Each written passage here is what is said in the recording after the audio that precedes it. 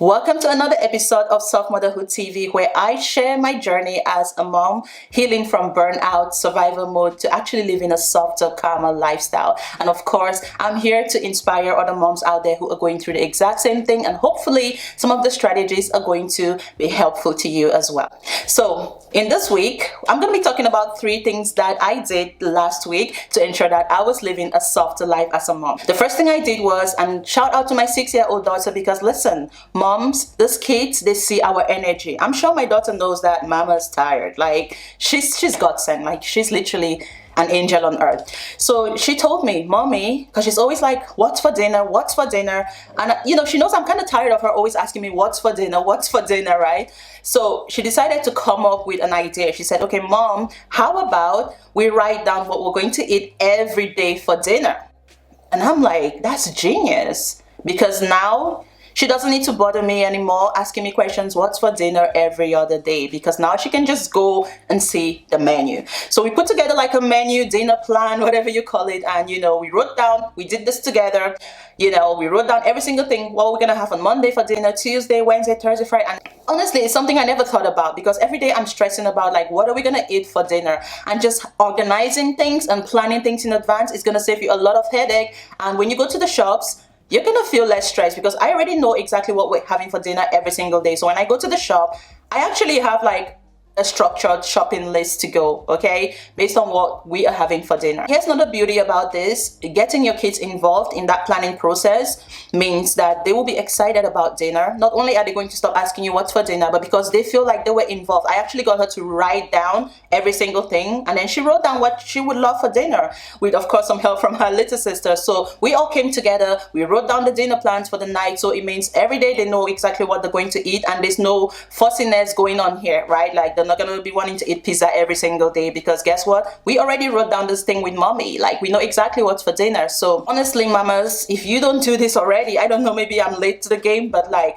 have a list, right? What are you going to have on Monday, Tuesday? Like, just planning things is really going to save you that extra mental, load of trying to think about what to eat every single day for dinner, okay? And it's also going to save you money, because when you go to the shop, you're not just going to be buying random things. You're actually going to be buying things based on your menu, okay?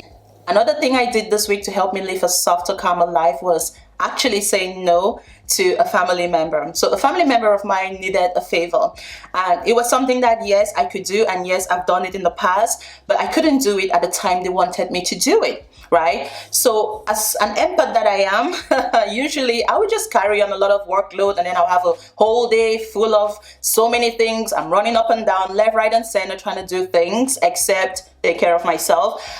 So it was something I could do, but I couldn't do it at the time they wanted me to do it. So I was like, I'm sorry, I would love to help, but I cannot do it today, but I'll be able to do it, on this day. And as much as I felt kind of guilty, which is, very common with us empaths, I'm working on that. Like, being an empath is good, but you need to set boundaries, okay? And if it means thinking about it before responding, that's what you have to do. When somebody's asking you for something, don't just say yes or no. You tell people, I will think about it, okay? And then you get back to them when you've mentally processed it. Ask yourself the question, is this something I can physically handle today? How is that going to impact your mental health? Is it going to impact you positively or negatively? Ask yourself those questions, and this is why it's so important to slow down. Don't give quick replies. Don't say yes or no. Don't commit to things instantly, okay?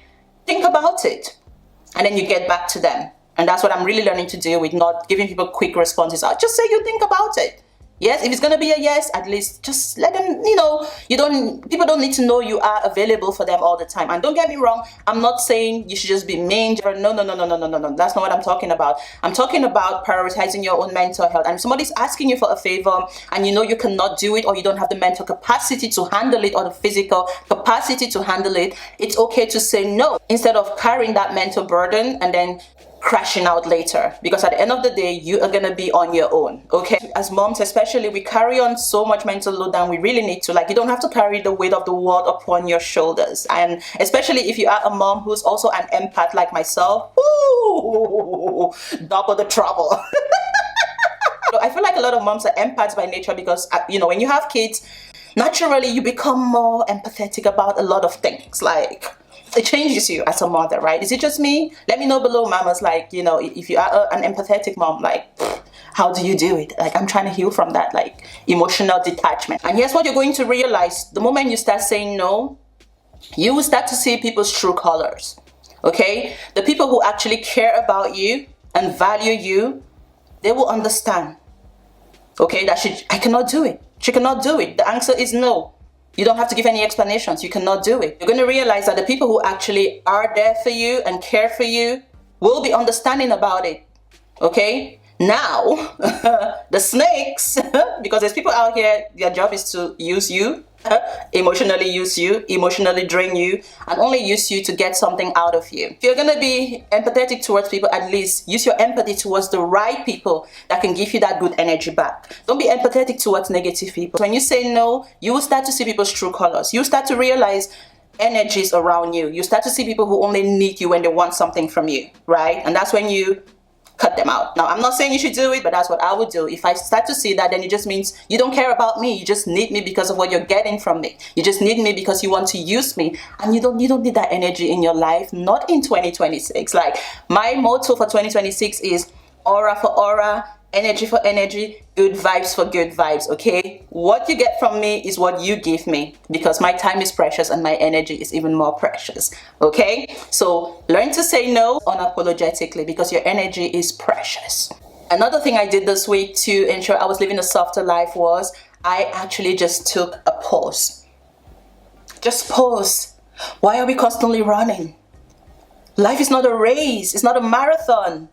Right? Especially as moms, like, because you're running from A to B, A to Z. And I know, like, this is not saying be lazy and don't do what you need to do. Do what you need to do, but give yourself some space. 15 to 20 minutes of just switch off your phone, close your eyes, don't even listen to music, right? Just sit down. And I recommend you do this in like nature. Don't do it like at home. If you can, take a walk, like go for a walk. Like for me personally, I just took a pause. Because why are we constantly running around like headless chickens? Why? Especially if you know you can give yourself 10 to 15 minutes of just you time. Okay? So after the school runs, I just sat in the car, like I just sat down and I took a pause. And I was just enjoying the nice sun, you know, the sun was just hitting on my skin. The skin was just glowing. By the way, shout out to Skin Beauty. If you're looking for natural skincare products, chemical free, right, that you can use on your skin, on your kids, then check out skinbeauty.com. Shameless promotion. Hey. I was just admiring nature, just looking at the beauty of the world God created and just being in my own moment, not rushing, not thinking about anything, because guess what?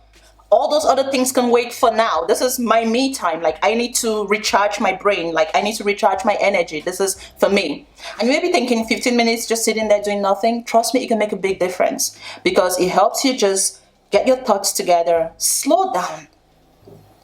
It's not every day, school runs, I need to go shopping, I need to go do this, I need to rush to this. And listen, if you are maybe dropping kids off, obviously going to work, like I work for myself, I work from home. So for me, you know, obviously the case is different. But if you're someone that has to do that, then rush to work, I can understand. But even on your way to work, let's say you're getting a bus or a train, use that as your time of, you know, sit down and just breathe, watch nature, relax, right? Or you can even do this on your lunch break at work.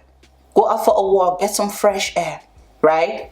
And just be in the moment. Honestly, it makes a massive difference. Take some time to just pause, right? Breathe, take some deep breath, and trust me, it's gonna change your whole mindset for the day. Like, that small exercise can make a massive difference on how you feel during the course of the day. Okay, so I hope you guys found this video useful, and if you guys enjoyed this video, let me know below this video which of these tips you found useful. Be sure to follow me and also subscribe to my channel so you don't miss out on my weekly videos. Thanks again for watching, and I'll see you guys next time.